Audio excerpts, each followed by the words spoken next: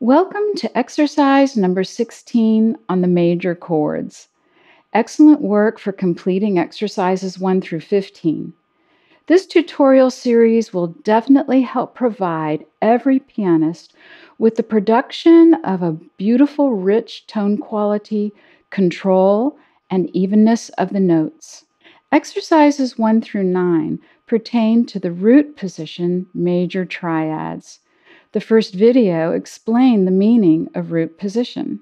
Exercises 10 through 15 were a study of the first inversion major triads.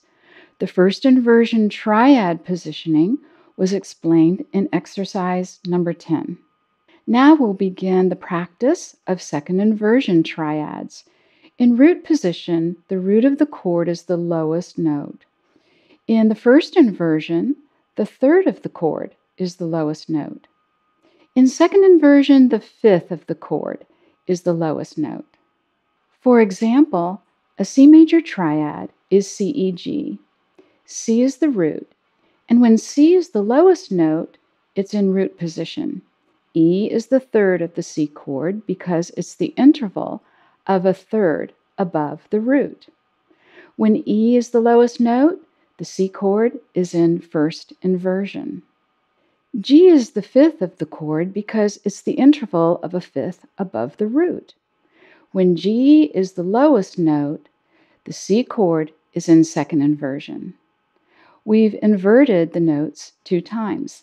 Let's begin learning the second inversion major chords. We'll be using the right hand fingers 1, 3, and 5.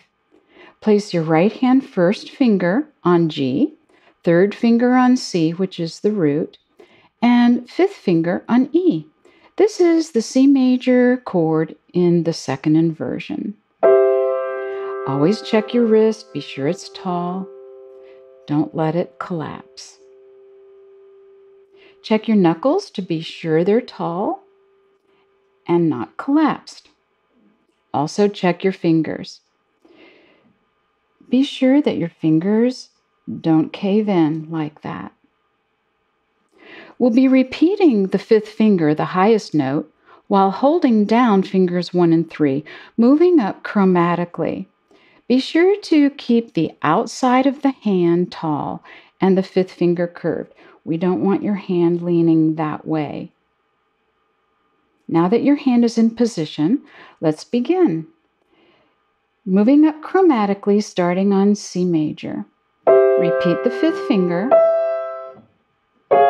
Keep the fifth finger very curved, playing on the tip. This helps the outside of your hand play with a tall positioning. Check fingers 1 and 3 to be sure that the fingers are tall. Keep your whole hand tall. We're on A major. Here's B flat. Keep it slow and strong. Here's C major. Great work. With the left hand, we'll use a different fingering. It's going to be 5-2-1. Place your fifth finger on G, second finger on the root, C, and thumb on E. Check your wrist. Be sure it's tall, not lowered. And check your knuckles. Be sure your knuckles are rounded, not caved in like that. Also be sure that your fingers are rounded. For instance, we don't want this positioning. We want that positioning. Again, keep the outside of your hand tall and arched, not collapsed and leaning towards the outside like that. We'll repeat the highest note, which in this case is the thumb, while holding the 2 lowest fingers, 5 and 2. And here we go. Here's your C chord. Repeat the thumb. Moving up. Check fingers 5 and 2 to be sure that they're still tall and curved. Check your wrist and your knuckles. We're on G major now.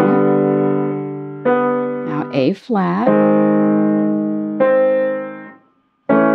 Keep your fifth finger tall. B major. And one more. Here's C.